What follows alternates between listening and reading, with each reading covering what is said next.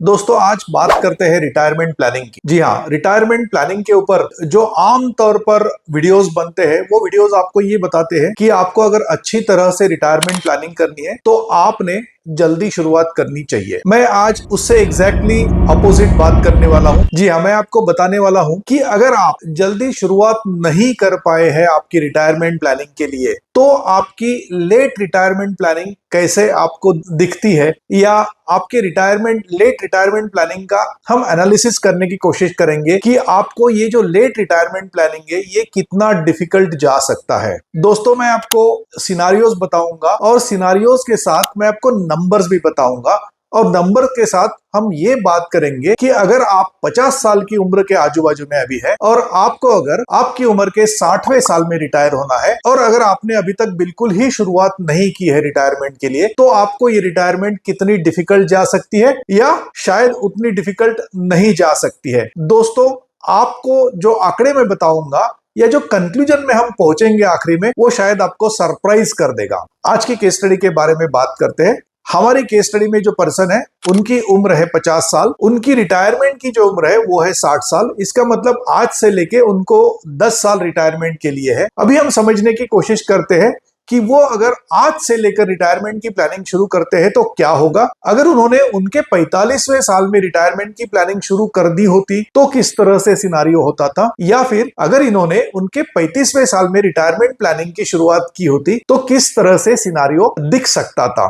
दोस्तों मैं आंकड़ों के साथ आपको बताने वाला हूं कि ये काफी सरप्राइजिंग है।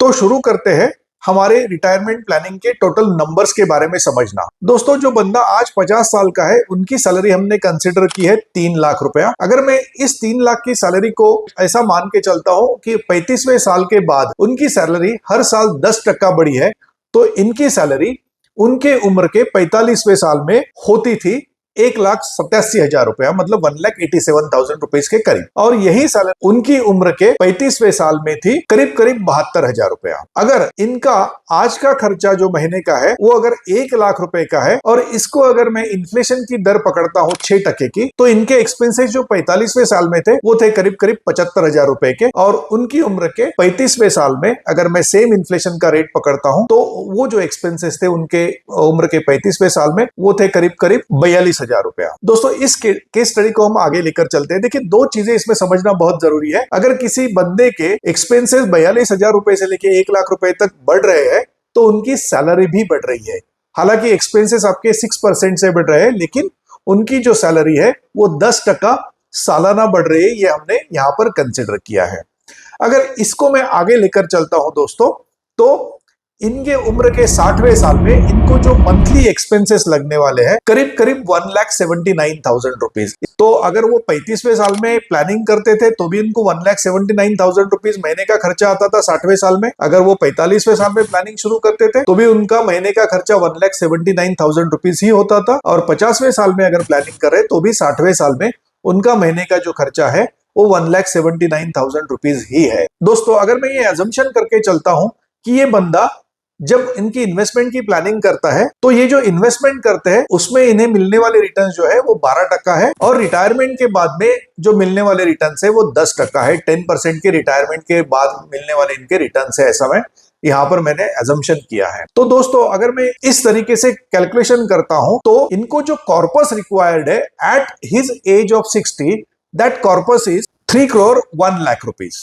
करीब 3 करोड़ 1 लाख रुपए का कॉर्पस इनको रिक्वायर्ड है। 35वें साल में शुरू करते थे तो भी सेम कॉर्पस लगने वाला था, 45 साल से शुरुआत करते थे तो भी सेम कॉर्पस, और अभी अगर 50वें साल में शुरू करते हैं ये बंदा तो भी उनको सेम अमाउंट ऑफ कॉर्पस जमा करना है by the end of his age of 60। तो अभी अगर ये शुरू करते हैं तो इनको 3 करोड़ रुपए का कॉर्पस जमा करना है करीब 10 साल में, और अगर 45वें साल में ये शुरू करते थे तो इनको 3 करोड़ रुपए कॉर्पस जमा करना था 15 साल में, और सिमिलरली अगर ये 35वें साल में शुरुआत करते थे तो इनको 3 करोड़ रुपए का जो कॉर्पस जमा करना था वो करीब 25 साल में जमा करना था। और ये 3 करोड़ का कॉर्पस हमने ये कैलकुलेट किया है कि इनके उम्र के 80वें साल तक इनको 1,79,000 रुपीज की जो पेंशन है 60वें साल में शुरू होने वाली, वो उनके 80वें साल तक इनको सफिशिएंट हो जाएगी, इन्फ्लेशन के साथ बढ़ती हुई पेंशन लेते हुए भी। दोस्तों इस कैलकुलेशन के साथ मैं आप स्क्रीन पर कैलकुलेशन देख पा रहे होंगे।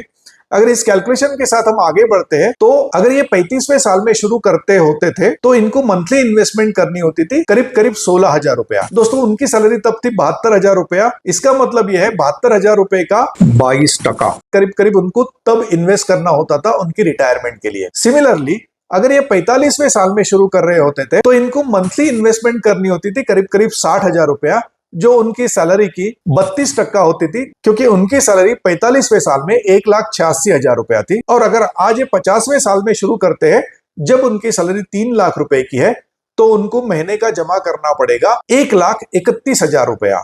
इसका मतलब उनकी सैलरी का टोटल 44%। दोस्तों ये कैलकुलेशन है।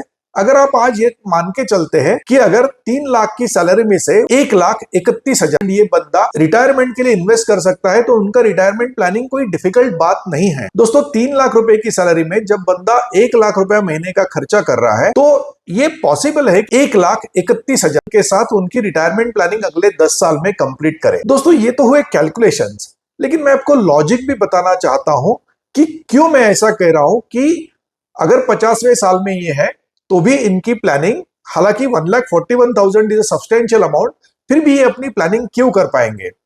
दोस्तों देखिए 35वें साल में आपकी शुरुआत होती है करियर की, या आप एक नेसेंट स्टेज में होते हो, फैमिलीज बिल्ड होती है, जब आपका करियर बिल्ड होता है। हालांकि तब लायबिलिटीज भी काफी होती है, एस्पिरेशंस भी काफी होती है। शायद आपको नया घर लेना होता है, तब शायद ये होता है कि नई गाड़ी लेनी होती है, बच्चों की स्कूलिंग होते हैं, तो तब लायबिलिटीज भी अच्छी होती है और आपका जो इनकम का रेट है वो शायद एक शुरुआती दौर में होता है, उसने पेस नहीं लिया होता है। तो इन लायबिलिटी के साथ में अगर ये करीब करीब जैसा मैंने पहले बताया था 22% इनको अगर तब सेव करना है तो that is also a difficult thing. Similarly अगर हम 45वें साल में आते हैं तो इनकी लायबिलिटीज फिर भी अपनी चरम सीमा पर होगी। इनकी जो एस्पिरेशंस है वो शायद बड़ी हो, शायद कम हो, थोड़ा सा ये सब्जेक्टिव मामला हो सकता है, अलग अलग फैमिली के लिए थोड़ा सा अलग अलग हो सकता है। लेकिन फिर भी ये अगर मैं मानूं कि 32% इनको उनकी जो तब की आय है 45वें साल में, तो उसका 32% उनको बाजू में रखना है रिटायरमेंट के लिए, तो भी ये पॉसिबल है दोस्तों। लेकिन अगर 50वें साल की हम बात करते हैं और 50वें साल में मैंने आपको पहले बताया था कि उनको 44% मतलब करीब करीब 1,31,000 रुपया उनको बाजू में रखना है उनकी रिटायरमेंट की प्लानिंग के लिए, तो ये 50वें साल में शायद उतना ही आसान है या उतना ही डिफिकल्ट है जितना इनके 35वें साल में था। क्योंकि थोड़ा सा इसमें लॉजिक समझने की कोशिश कीजिए। देखिए नंबर का खेल तो बराबर है, लेकिन लॉजिक समझना भी बहुत ज्यादा जरूरी है, क्योंकि 50वें साल में कई एक बार ऐसा होता है कि आपकी लायबिलिटी थोड़ी सी कम हुई होती है, आपके एस्पिरेशंस काफी तौर पर आपने जी लिया होता है, और दूसरा सबसे इंपॉर्टेंट पार्ट आपका जो इनकम है वो काफी पेस से बढ़ता है। अगर आप 50वें साल में आपका इनकम एक सब्सटेंशियल लेवल पर बढ़ जाता है, तो मैं कहीं पर ये नहीं बताना चाह रहा हूं आपको कि आपने 35वें साल में